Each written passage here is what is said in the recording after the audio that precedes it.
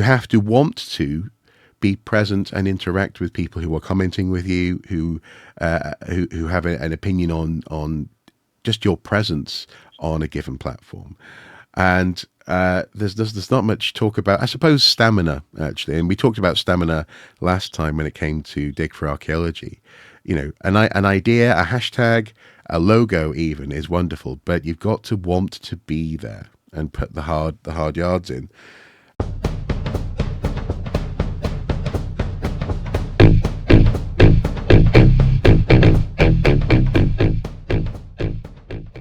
Hello and welcome back to Watching Brief for the week of the 1st of December 2025. Christmas is approaching. My office is most certainly festived up, and it looks like Andy has retreated to a cave somewhere. Very grotto-esque. I'm not hiding from Christmas. And in fact, before we start, I would say it is the season of gift giving. Yes. And the one gift you can give very, very easily is to like, share and subscribe to the Watching Brief YouTube channel. And if you really, really want to give to the Archaeosoup Watching Brief Patreon, you might even get a gift from us of a set of brilliant button badges. So you won't be a baffled archaeologist anymore. Or if you are, you can actually show the world that you are. Exactly. Yes, you can bask in your bafflement. Precisely. Yeah. Yes, that was a good little segue there, Andy. Well done. I like it. And another gift in the form of the topic for today's Watching Brief has come from the Council for British Archaeology. In the past few days, they have published some research which they call Trowel and Error. Incidentally, I'll now put on screen a meme that I made many, many, many years ago, probably more than 10 years ago, saying precisely trowel and error. It's an old joke, folks, but it's a bit. It's like it's about as old as the joke that archaeology careers are a load of old rubbish. Yes, or a career in ruins, hardy heart. Yes, exactly. Yeah. But now this research has been interesting, coming as it has just one fortnight or so after we recorded an episode examining Wessex archaeology and their approach to social media, and also openness to questions from folks like us. And this research, I actually didn't know this, but is actually a follow-up to sort of public interaction research that was done back in 2001. So it's a quarter of a century later. And it seems that archaeologists have now discovered Facebook. Is that more or less where we're at? But apparently there's this thing called social media, which some archaeologists are actually active on. Yeah. Yeah. There's this channel apparently called YouTube where people make vodcasts. Yes. And then they get lots of hits on their videos, and apparently so on and so forth. And apparently there are pseudo archaeologists who get even more hits. Oh my goodness me! And some archaeologists out there even have PayPals and Patreons. Oh my goodness, stunning. Obviously, we're laying it on a little bit thick here because both Andy and I have been in this realm working for the past 15 years or so, at least. And also there are many other archaeologists who have been working for similar lengths of time in what was termed public archaeology, which had a very strong social media component. But also more recently, for example, on platforms like TikTok, some archaeologists are literally framing their entire personas and research around their social media presence. So I suppose for folks at home who obviously are well up on the state of archaeology on YouTube and other places, other platforms, what is this research, and how should we approach it in that sense? Okay, this is sort of archaeological comms research 101. Okay, so apologies to anybody who's already aware of the aware of this situation, and hopefully may even have read the report. And before we start, I think you'd agree, people should read this report. Yeah. Whatever we say, it has. We'll deal with it in a bit more detail in a minute, but it has some very good things in it, some very interesting things in it, some very interesting things sort of bubbling under in it, which I'll come to in a moment. But basically, it follows, as you said, a piece of work that was done, that was published in 2001, although it was actually carried out in the last century, even 1998 to 99. It had the very engaging title back in the day of the Public User Needs Survey for Archaeology (brackets PUNS2 or PUNS 2). Okay. Sorry, this was PUNS 1. Sorry, what we're talking about today is PUNS 2. So, Public User Needs Survey for Archaeology. One of the people involved in the original research was Mike Hayworth, who was the previous director of the Council for British Archaeology. This piece of work is about as official as it gets. Actually, the partners in the work, in the funding, in the field work, were Museum of London Archaeology, which is one of the biggest contracting units, but and the Council for British Archaeology, which is that 80-year-old umbrella organisation for archaeologists. So it's meant to bridge academic and vocational and, to a certain extent, commercial archaeology, professional archaeology, and the public. Promote education and access. Yeah. Yeah. So connect all of those different branches to basically a public-facing outlook. They have a membership from the public. They have a magazine that you can get if you are a paying member. And it's an old and at times befuddling organisation. You said that. I might. I couldn't possibly comment. No. But yeah, I mean, so you've got MOLA, you've got the CBA, but critically, you've also got the 3 UK national regulators: CADU in Wales, the Royal Commission, Historic Environment Scotland, as it's now called, Historic Environment Scotland, and Historic England. So the 3 national bodies that regulate archaeology in a formal way on behalf of the regional governments. Okay, sorry, I'm not. Carry on. Okay. So this is designed as a heavyweight piece of research. The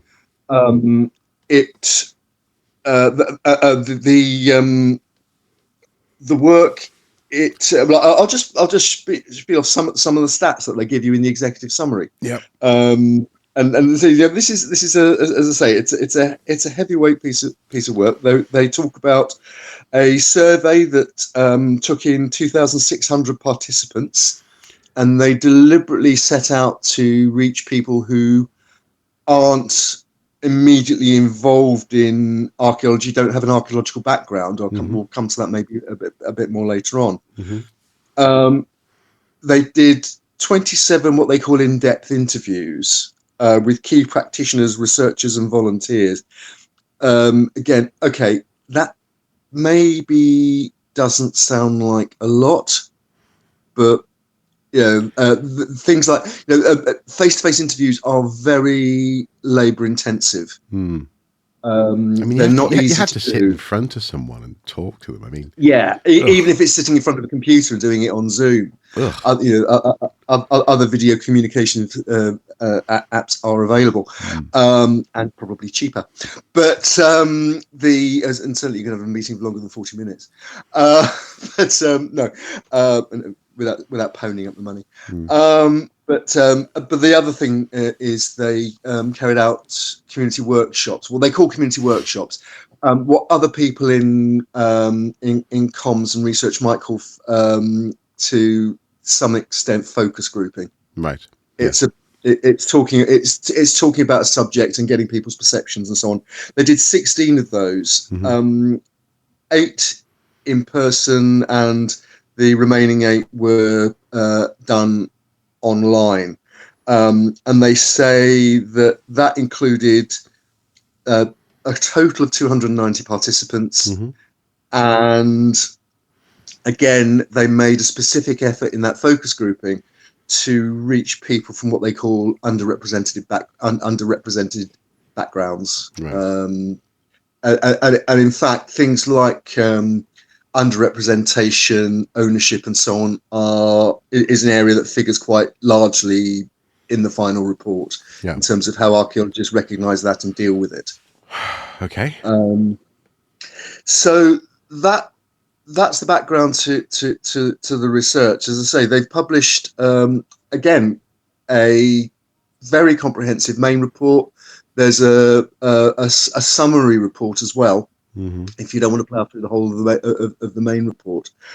And they give a series of recommendations on their conclusions. We'll come to that in again as we have this continue this conversation.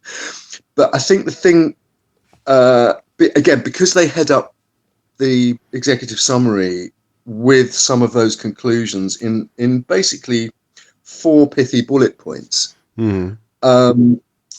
2 of which I think are really interesting because they are quite trenchant criticisms of the way UK archaeology is conducted, and actually echo conclusions in previous reports, including one from the Society of Antiquaries in I think 2018, Mm-hmm. about the relationship between commercial developer-funded archaeology and the wider archaeological research community and the wider community. Mm-hmm. And I'll just read them in particular. The 2 sort of less contentious ones in some respects, let's say less contentious, less specifically about the sector and the way it conducts itself. They recommend logistical steps towards increasing accessibility and inclusion for our audiences when creating archaeological outputs. Archaeological outputs, in the jargon of this report, are basically the things that people consume, from a formal excavation report to archaeological social media. Mm-hmm. Okay. You know, the gamut of ways of communicating with people, basically, Mm-hmm. about archaeology. They also talk about, they recommend ways to consider approaching audiences and evaluating their experiences to understand how archaeology can be of value to wider society. In other words, don't just do it. Talk to people about what you're doing and how you're doing it and why you're doing it, and ask them what their response is. Don't just, shovel out this stuff and expect them to take it on board as something that's valuable for their lives. Stonehenge. Sorry. Yes. Yeah. But the two of those 4 bullet points that I think are really interesting. The one is a technical one. Mm-hmm. It talks about developing ideas to resolve issues around siloed and dispersed archaeological data sets, considering other key programs in the sector. In other words, bits of archaeology world don't talk to other bits of archaeology world Mm-hmm. as much as they should, maybe. And that it talks about research silos in the body of the report. It talks about research silos. It talks about the inaccessibility of certain areas of data because of paywalling, for example, or because of lack of even lack of signposts to get to the stuff. Mm-hmm. But the one that I find really interesting is that they talk about finding, quote, ways to mitigate the negative consequences of a, quote, data-first culture in the archaeology sector, which has been shown to exclude audiences and shrink public benefit opportunities. Now, that is about as direct a criticism as you can get in a report like this of developer-funded archaeology, Right. because developer-funded archaeology is about preservation by record, when a bit of the archaeological record is going to be damaged or destroyed by development. It's done, paid for most of the time by a developer on the polluter pays principle. And when the work is done, it discharges a planning condition, and it means that the development can go ahead. What happens afterwards is not part of the plan. It's not what the developer is paying for. The developer is paying for this data to be recorded. So the argument here is that basically all this data is being recorded and nobody quite knows what to do with it, if anything. And that goes to the root of why archaeology is done, why archaeologists do it, the ethics of what we do. Is preservation by record enough, or should you actually be talking about it more with the people in whose communities that archaeology is done, or who might be interested in those stories? Yeah.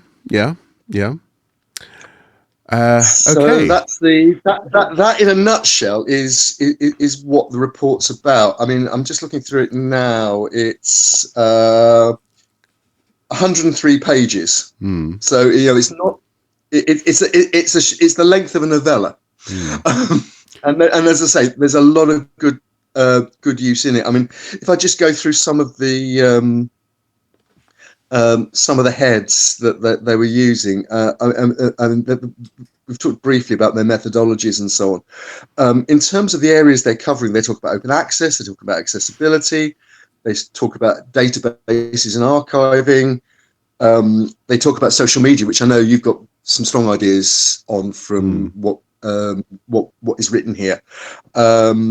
They talk about things like discrimination, but they also talk about things like the misuse of archaeology, pseudo-archaeology. There is, for example, there's commentary in the report that talks about the stress on working archaeologists, particularly working archaeologists working in communication, of dealing with pseudo-archaeology. And for example, some of the aggressive pushbacks that fans of pseudo-archaeology tend to give to archaeologists who know what they're talking about, telling them they're talking nonsense. Right, yes. Boo-hoo? Like, I'm sorry, but people get to comment on your stuff, and they get to comment what they want to comment on your stuff. And I'm just going to just cut through a little bit of this by highlighting the fact that my response to this research and to some of the headline conclusions has been yes and. It's very much a case of we know this. You should have already known this, and what? And I'm not sure that there is much in the way of and what. In the report, there's some language that talks about the need for archaeologists to be singing from the same hymn sheet, for example. What is that hymn sheet, and who actually writes the hymns? Yeah, who writes the hymns? Who puts it together? In so much as we know that CBA in the past has been reticent to sing loudly about, for example, the closure of university departments.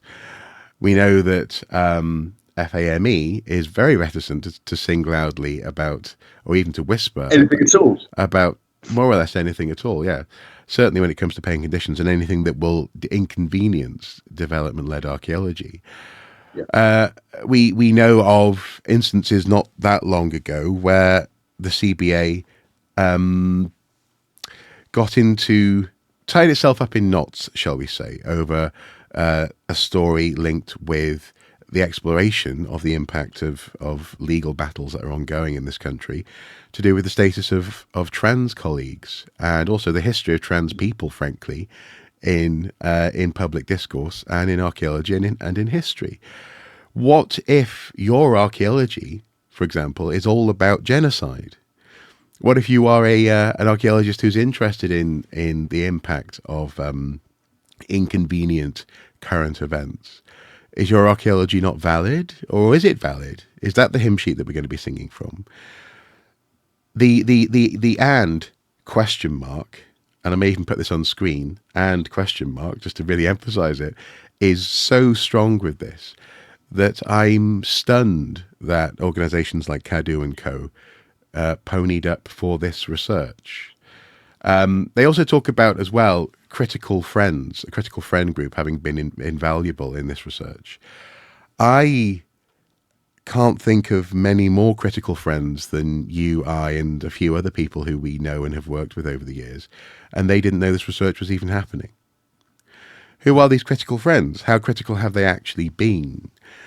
And I guess to a certain extent, what is it that they're wanting from this research? I'll briefly, I won't quote, but I'll summarize the comments of a colleague who may well make their own comments at some point in the future. But they said, in that sense, I can give a gist, broadly speaking, of what they're thinking.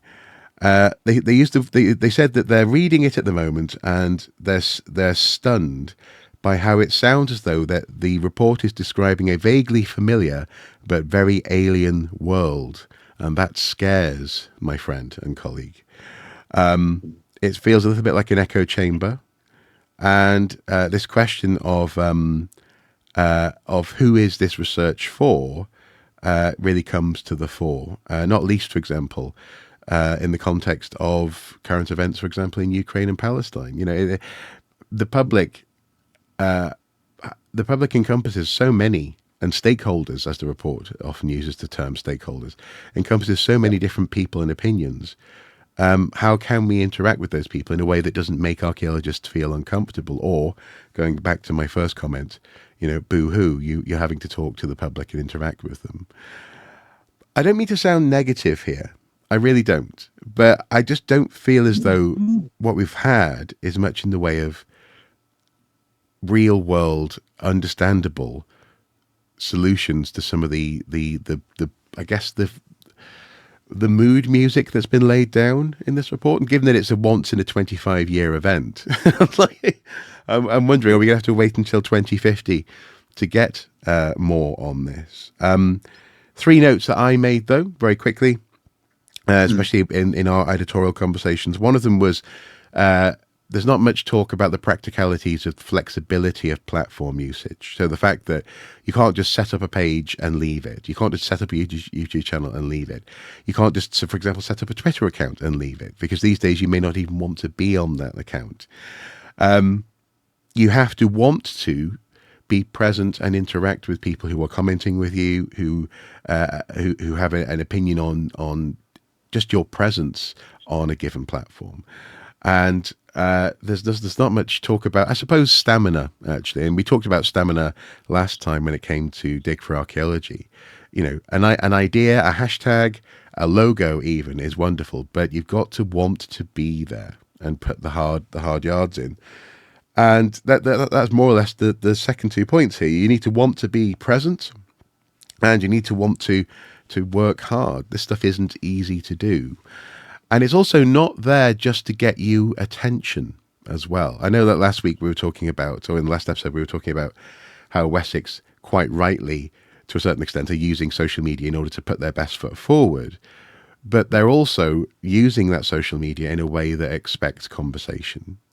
And you won't always get the conversation that's the ideal one that you want, which was the whole point of them editing their initial post, because the conversation went in a direction that wasn't focusing on the good news story.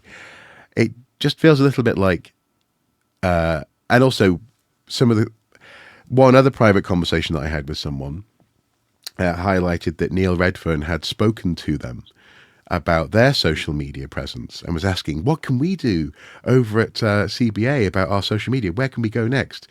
How can we follow your model? That it's not about trying to leverage your position to get something from the public. It should be about, as it were, being personable, being approachable, being something akin to, and as you often talk about, talking human. And an awful lot of the report does boil down to quite outdated terminology. and use of the internet as something akin to a long exercise in focus grouping, in getting the public to comment and praise you, comment on your work and praise what you're doing. And that's not what this stuff is about. One final thing that was pointed out to me by a couple of people as well is where's the literature review? People have been writing about social media and archaeology for the length of my career in this field. Where is the depth of understanding in this report? Again, given that it's a once in a generation report, apparently. And to be fair, I think they have actually published a separate literary review, at least sort of bibliography. I mean, I think that that is fair enough. So I mean, I'll go back and we'll check that. But yeah, I mean, show your work. Sorry. I say that in so much as the person I was talking to had looked at the broader research and thought the literature review was completely inadequate, shall we say? Oh, I see. Oh, right. Fair enough. So they have actually looked. Yeah. Right. I was going to say that. I wouldn't want to leave our view with the impression that the report just sits on its own. They have published quite a lot on the on the research methodology. A literary review, however adequate it is, or not. I mean, a couple of things I'll pick you up on. I think one implicit one, first of all, which isn't really addressed in detail in the report, although there are oblique sort of references in terms of, as mentioned earlier, the stress, for example, of engaging with pseudo-archaeologists that some people feel. I mean, I'm lucky in that I just think sort of, bring it on. That's what engaging in that particular landscape brings with it. And if you don't want to engage at that level, then don't. Well, but also crucially, you can also choose not to engage. And this is all I mean by the boohoo. It's not a case of suck it up. It's a case of you don't have to do it, but if you're going to do it, you need to want to do it. And so, for example, for my part, I don't really post anything other than Archaeosoup videos now on the Archaeosoup Facebook page, because Facebook has announced a complete lack of interest in policing facts and having any standards when it comes to community safety and abuse in that sense of people and minority groups. So I choose how I interact with that social media. Sure. Yeah. It's not. Sure. I don't require. I don't require someone to make a safe space for me. I can make it myself. That's a very good point, and again, that's a point that isn't really addressed in the report. That you can not directly, and I think broader note. I think at various points in the report, and I'll come back to one in particular in a minute. There's a lack of understanding of the way the wider media and social media landscape and ecosystems work and interact with each other and feed into each other in 2020-25. Yeah. Some of the assumptions are, to be honest, straight out of that report that was published in 2001. Yeah. I think also there is, and again, it's not addressed directly, but it's one of the implicit things that I picked out, particularly when it talks about social media and people coming forward with with their own interpretations, their own work. Culturally, hitherto, people like us, people like other colleagues who work heavily in social media in particular, most archaeology is about subsuming the individual into the collective effort.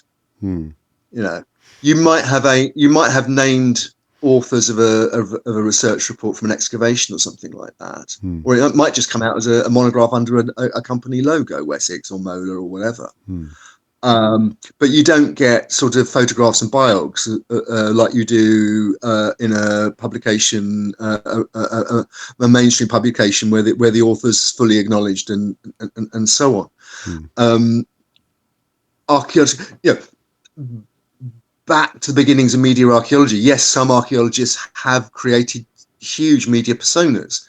Mortimer Wheeler and Glyn Daniel being the probably two earliest and most famous. In those early years, when I was growing up in the 1970s and getting involved in archaeology, Wheeler was still appearing on the BBC, playing on the personality that he developed in the 1950s with things like Animal, Vegetable, Mineral, and so on. So the personality-led archaeological discourse has got history, but by and large, in fact, and I don't know about you, but I certainly remember, for example, in the early days of Time Team, there was an element of tall poppy about it. Who are these people to put themselves up to promote, our work, our sector on the television? Half Latin, half Greek, no good will come of it, as somebody once said about the word television. There was a very famous academic at Newcastle University who went on the record saying something along the lines of, we don't want to popularise archaeology on television like this. Ordinary people might want to get involved. Well, and this is something which, speaking of a literature review of public archaeology, this is something which archaeologists have been concerned about from the beginning. This idea, and this is something I've been concerned about their concern about this from the beginning. And this is where I've mentioned before this idea of maintaining authority and an authoritative social media presence. You could say that was trying to head off at the pass pseudo-archaeology, so people knew what was to be listened to and what wasn't. However, throughout the early days of lots of archaeologists starting to use social media, and right up to today, I don't think that archaeologists deserve that attention. I think it has to be demonstrated, if not earned. It's interesting how some of the most effective local archaeology communicators now are actually people who go hiking. They're people who record their walks in the countryside, and then go, "Ooh, what's this?" and then essentially create a video essay about a site. There's a story that's presented. There's an intrigue that brings people in, and sometimes the conclusions are not quite on the mark. Sometimes they're a little bit straying into the mystical and the magical, but they are they've earned my attention. Certainly in that case, there are a couple of instances I'm thinking of. I go, yeah, that was a good video. I first of all, I don't see the equivalent archaeology specialists, even people who've actually studied the sites in question, putting out compelling or interesting conversations about that stuff. But secondly, this concern with authority from the beginning has always felt a little bit like, but how will people know I'm special? And ultimately, that's not what social media usage is about, or so-called new media usage is about. Yeah, It's primarily about being accessible. And again, I've been saying this throughout, all the way through, and it's also clear because they frame this report as a user report. This is the public as users of archaeology in that sense.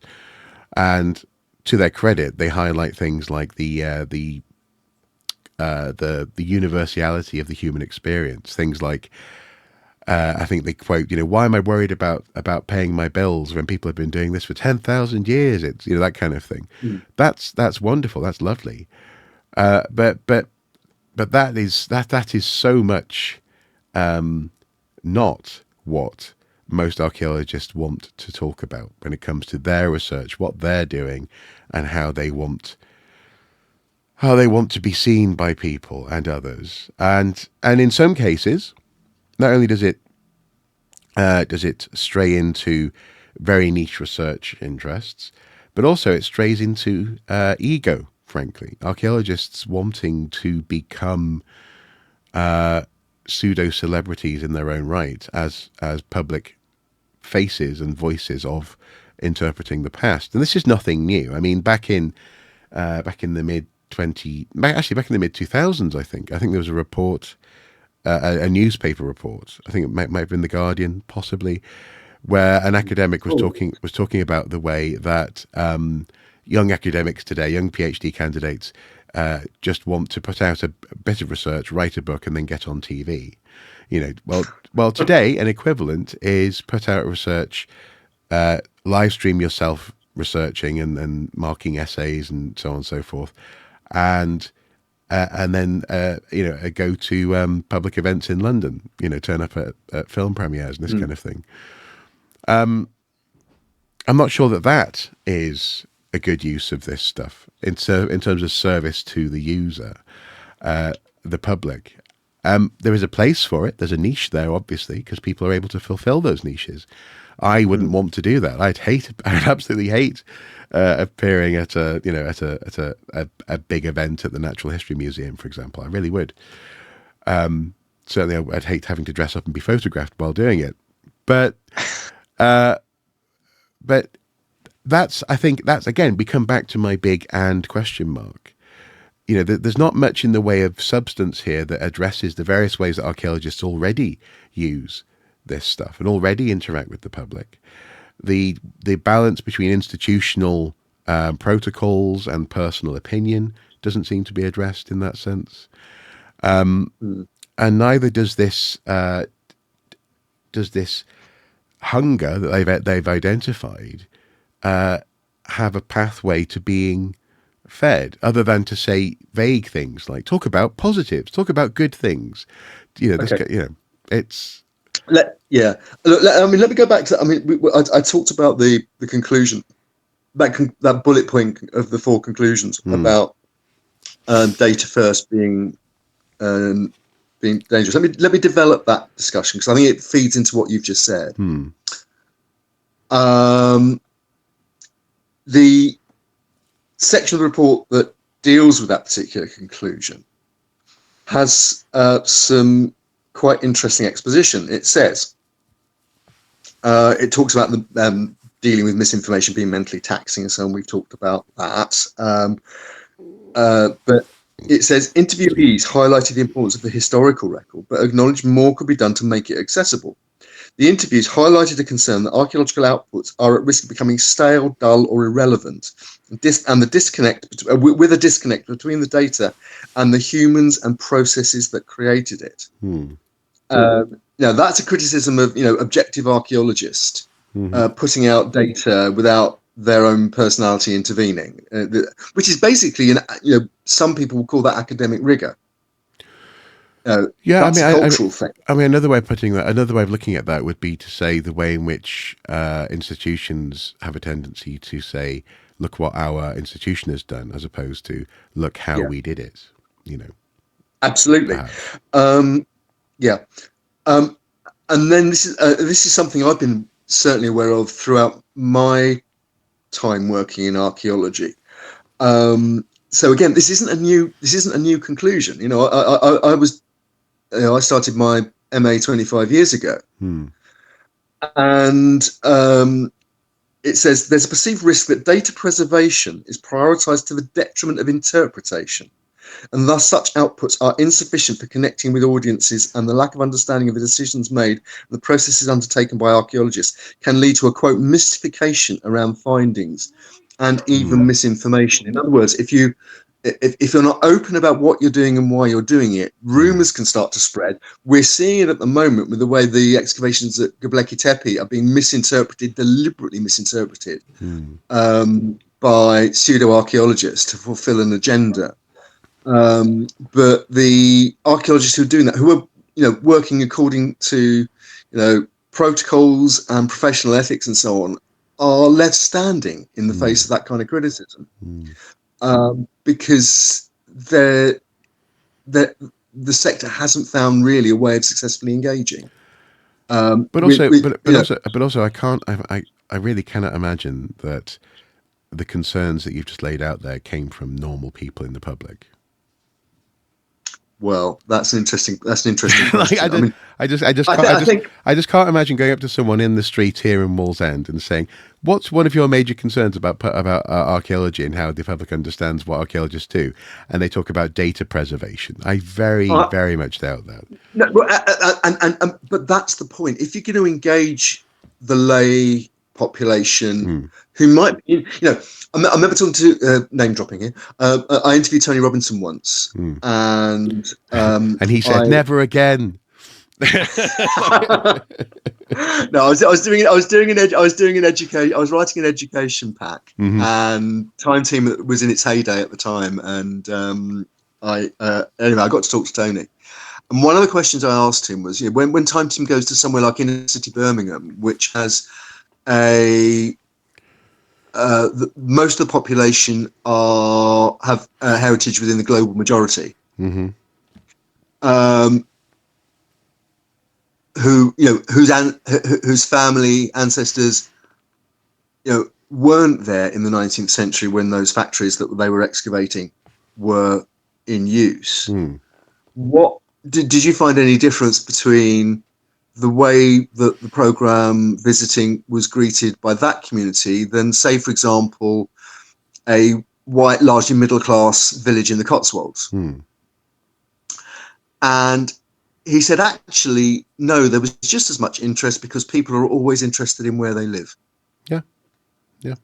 And that, I thought, was a really simple, quite profound point, actually, about why and how archaeologists can and should engage with communities. It's there's that phrase that's Are become you current recently. just to ironically enough boil this down to a point? Are you saying that we shouldn't overthink it? Yeah, in Because some respects, well, yes. because in that sense, I've experienced very similar. When a few years ago, I was working with the Tinsley Time and Travel project on the edge of Sheffield, in Tinsley, on the outskirts of Sheffield. That's what it said on the tin. Yes, exactly. Yeah. What was interesting there was that it was a variety of people with a variety of community backgrounds. There was a large Bangladeshi community who had come in for factory work, etc., over the years, and everyone was interested in every bit of the research. Everyone was interested in the prehistoric stuff, in the Victorian stuff, in the medieval stuff, in the Roman stuff, in the coming of the toll roads, the motorways, and so on and so forth. Because this is their home. This was their home. There wasn't, and actually there wasn't. To their credit, there wasn't much of a surprise there. The people running it were like, "Well, yeah, of course, everyone's interested in where they live." But the fact that has to be sort of laid out, and as I was, I suppose, boiling down, but as you were just describing this idea, the archaeologists seem to want to identify stakeholders in meticulous ways so as to be able to, I suppose, hive off the data, actually gets in the way of the simple fact that people are interested in the past of the place where they live, and that's it. And I suppose the reason why I coughed earlier, as went Stonehenge, cough, cough, was because we saw the exact opposite of this unfolding around the Stonehenge Tunnel project. Regardless of what people thought about whether or not it should go ahead, regardless of whether or not people were fully aware of the legality of it and the ongoing issues that were unfolding between government and the legal system, there was a really ugly side to the open letter that was anonymously published by archaeologists in this country, or some archaeologists in this country, who also were trying to claim the majority voice in the sector, that absolutely dismissed stakeholders, dismissed people who took an interest for interest's sake in Stonehenge,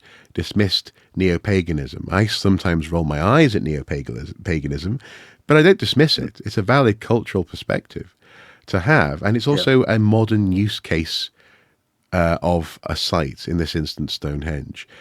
But archaeologists, when put to the test on the biggest site arguably in the world, frankly, when you think about stone Certainly in terms of circles, profile, when you think about prehistoric stuff, we failed. We tripped up. I say we because I see that as our collective failure. Yeah.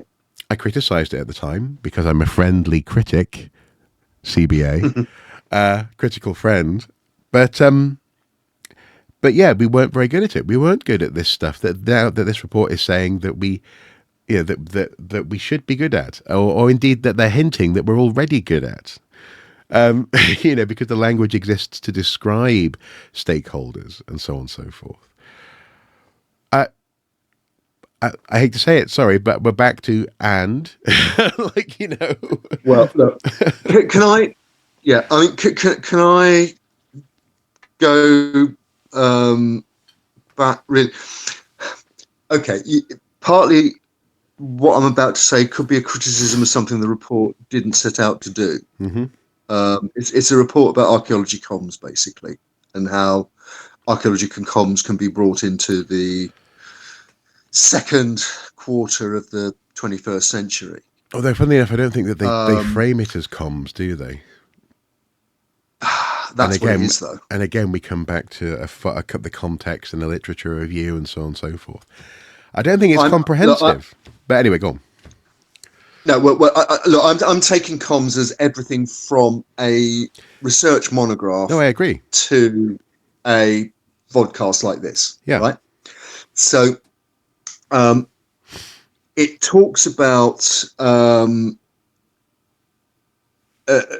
simple bullet point. Formal training is required in how to translate data into interpretation appropriately and ethically for different audiences. That's absolutely classic museum hierarchy of text. You have the one-liner, and then you have the short paragraph, and then you have the longer paragraph with more detail about the museum exhibit. Absolutely, it's an absolutely standard technique being applied to archaeological discussion, publication, whatever we want to call it, comms, whatever we want to call it. But who's going to supply that training?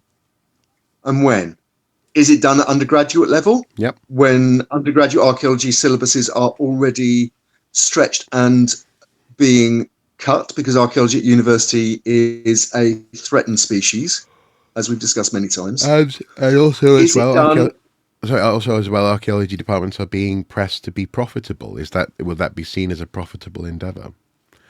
In terms of your global reach, it might be. If you've got a really strongly performing university vodcast or whatever, that might be seen as soft power. That might, something that was worth investing in. Then who editorializes it? But I think working on from that.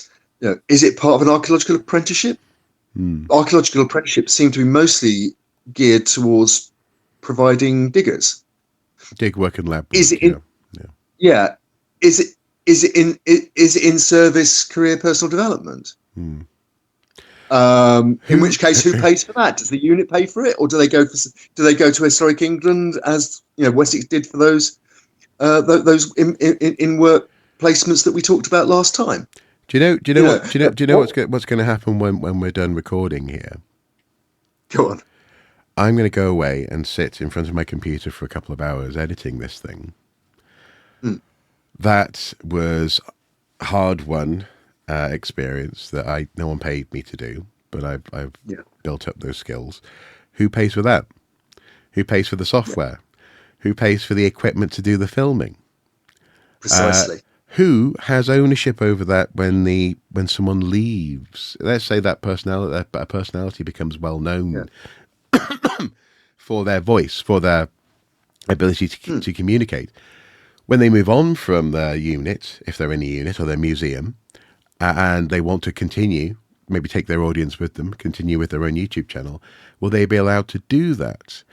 Will there be somewhat, I think, antiquated rules about IP applied to in that sense podcast and opinion and editorializing output?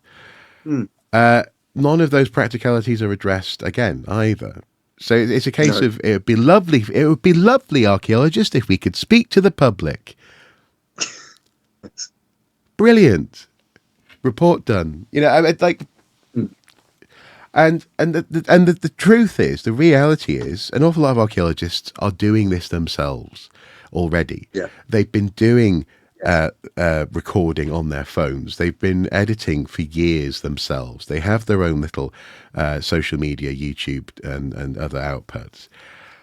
And therefore, I suppose a question, if that's not being addressed in that way, in a recognizable way, and to go back to my friend and colleague calling it a slightly alien description of an unfamiliar world, does that mean actually what they're describing when it comes to the hymn sheet idea is control?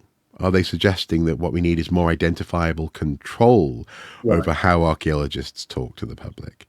And that, to my mind, is the exact opposite of what the public seemingly wants. They want recognizable narratives, people and opinions and personalities.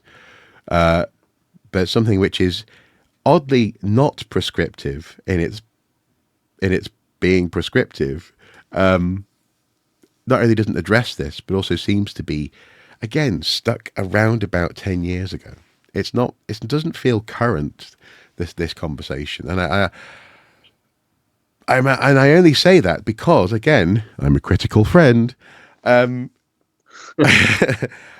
really wanted, when I first saw this, for this to be something which was fresh, which was current, which was usable and useful. But instead, everyone who's doing it, everyone who knows about what this stuff is, just rolled their eyes and went, "Who's this for?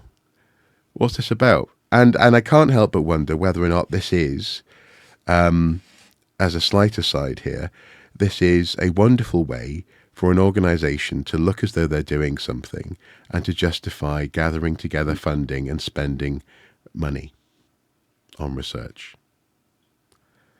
Yeah. I don't know how far you want to go down that path, but yeah. Yeah. I mean, look, I'm just, as we're talking, I'm glancing at another section of the report. It talks about promoting, quote, tours of open and free access digital platforms where available and offer guidance on use. What does that mean? What does that mean? Yeah, I know. Promote what? Exactly. Promote tours of a website?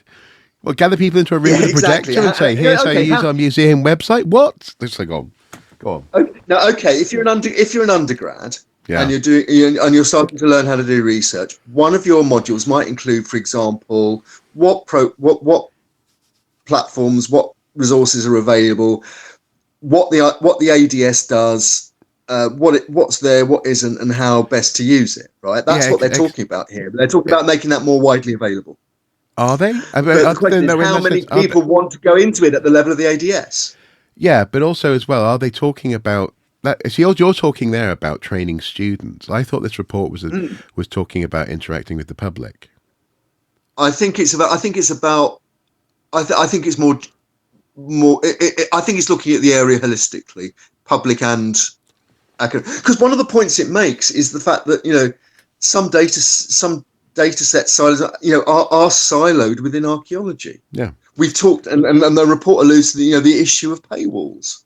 Yeah.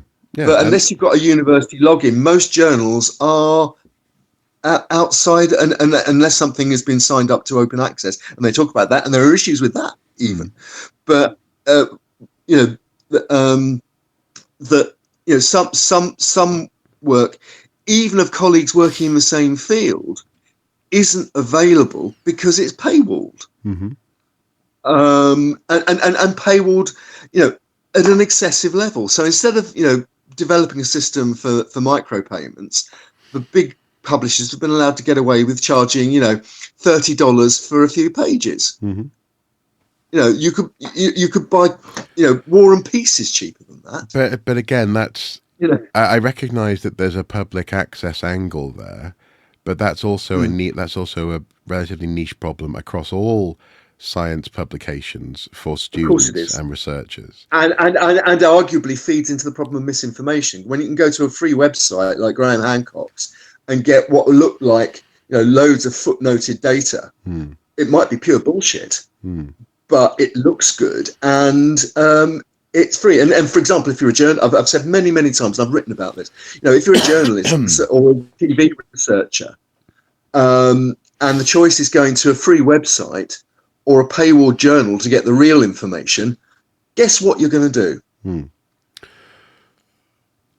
Now, to be fair, the report does talk about the idea of putting in media-friendly summaries into grey literature. Right, okay, can I pick you up on that straight away? Yep. Mm-hmm. Because, and I know which paragraph but you're referring to there. It's a section which says that, that for example, developer-funded work should include a media-friendly summary for local media. That is naive beyond belief, because for two reasons.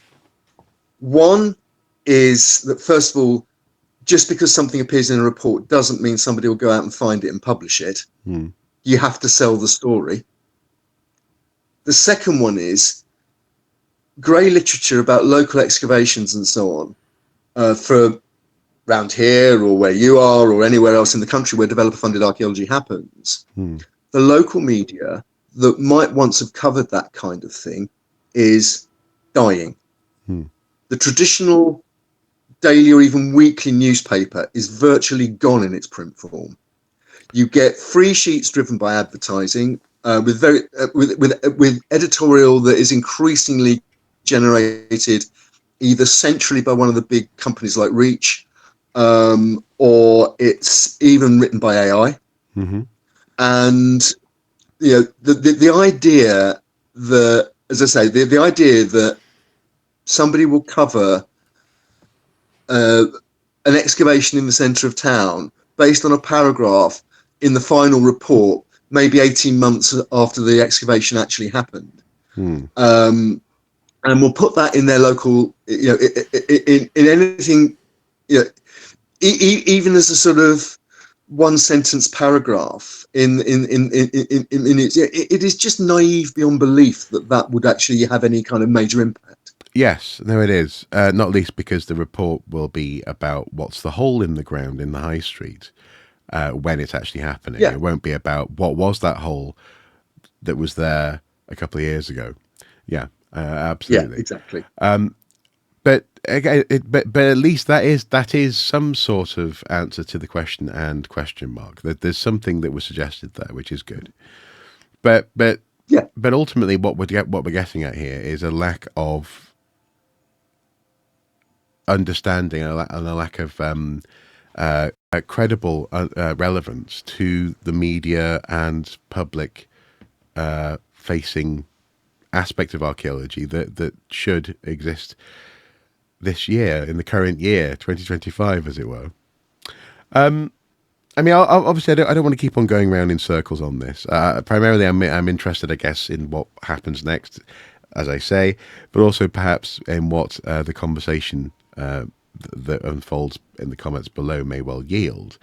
Is there any final comments that you would make about this report? I think, first of all, I would say to anybody listening to this, and for all our criticisms, read the report, because there are many interesting things in it. There are interesting observations. There are good thoughts as well, alongside the naive ones. I think, though, the biggest elephant in the room is one we alluded to earlier. It puts out ideas, it analyzes the issues, it analyzes the problems, and does that quite relatively frankly. Although, as I say, I think that there are two absolutely core issues to the way the sector runs, which isn't about comms, it's just the way the sector runs itself. Yes. Yeah. But the biggest problem in implementing any of this is two things. First of all, there's no mechanism within the sector for getting people to sing on the same hymn sheet. As you said earlier, there are these different organizations with different agendas, different priorities, different attitudes to what the public should and shouldn't know. But also, I'm not convinced. I'm not convinced we need to sing on the same hymn sheet. I think what we need is to have better communication and open and transparent routes for collaboration. Because Yeah. because one hymn sheet would be precisely the issue that actually people like Graham Hancock accuse archaeologists of being and doing. Being a monolithic. Yeah. No, this is the standard. This is the research. Anything that challenges us is wrong. Yeah. Yeah.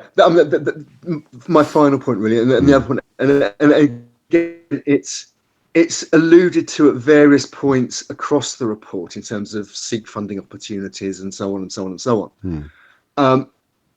It's about resources. This stuff isn't easy. No.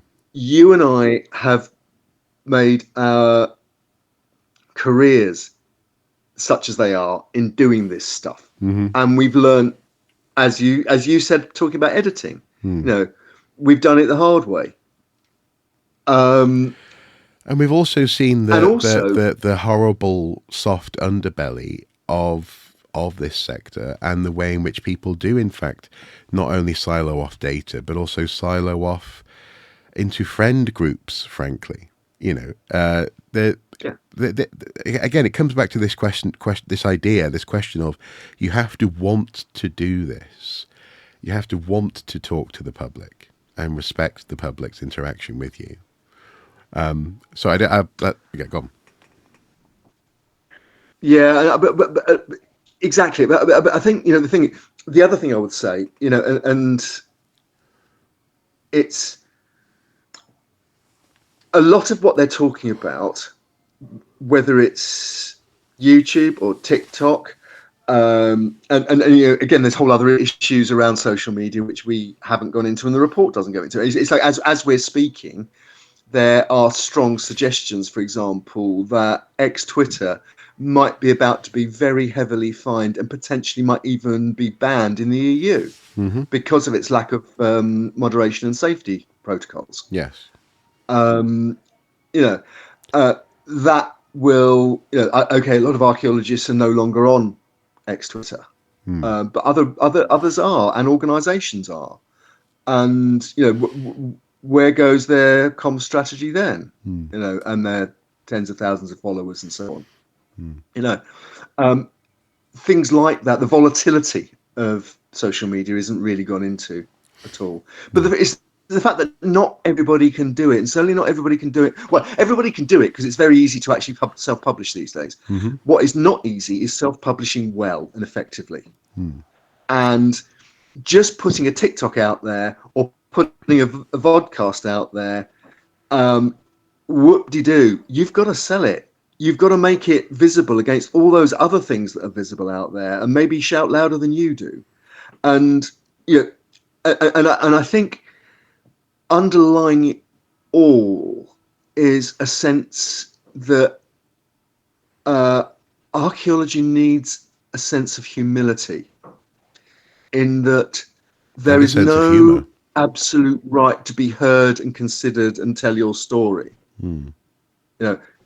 You have to earn that recognition. You have to put the work in. You have to put the hard yards in. You have to learn the skills. You have to learn the technical skills and the softer skills like presentation and so on. And if you don't do that, you'll just be left. You'll be a voice crying in the wilderness. Yeah, but also, not only do you have to earn the right to be listened to, you have to listen. You have to listen to your friends, to your enemies, to your colleagues, to your adversaries, to your rivals. You have to listen to everyone and understand the world that you're actually in. And I'm not convinced that this report manages that. Yeah. Anyway, we'll link below to it and the expanded report as well. You can take a look and see what you think. Please do comment below. Please do expand this conversation. As I say, I have approached this as a critical friend, because if there's one thing that this year has highlighted, hopefully for folks at home, I'm just a bit fed up of seeing archaeologists trip at the same hazards, basically. And it'd be wonderful if something like this could deliver on what it promises, or the very least on what it's reaching for, I suppose, in terms of a more effective communication with the public. Absolutely. What what you've said, what I want more than anything is for archaeology to be a positive part of our national conversation. Not a made, it'll always be niche for many people. Yeah. For other people like us, it's our careers, it's our lives. It's a very important thing. But to be positive, professional, and it's broadly to be speaking, there and listening and approachable. talking, and to do that, there are skills to learn, there are resources that have to be put in. Hopefully, this might be at least a step on the way, but it really, really, really has to be followed up by by people in the sector who want to make things work and are prepared to put in the hard yards. Absolutely. And so I suppose that's been our watching brief for this episode. Coming soon, I'm going to be announcing a writing moot, the midwinter moot for Archaeosoup, which is always fun. And also as well, this year we're going to be doing a Christmas quiz, which I believe Andy has offered to write a whole round of questions for, which should be exciting. We did one a few years ago now, and that was fun. We did. Yeah, it was a lot of fun. Yeah, it was a lot of fun. Seeing where that one goes. And yeah, I guess if there's any news stories that you'd like us to take a look at in upcoming episodes, please do also reach out. And also as well, you can reach out confidentially as well, confidentially, via various means, not least the Tip as a Story over on the Pipeline website. And also, I believe Andy has encrypted Proton Mail as well, because he's living in 2025, exactly. Thanks, guys, for listening. Some of my friends and family might question that, but anyway, that's another story. Yeah. Absolutely, yeah. Technologically, at least, in some respects. Until next time, do take care, guys. Bye-bye. Bye-bye.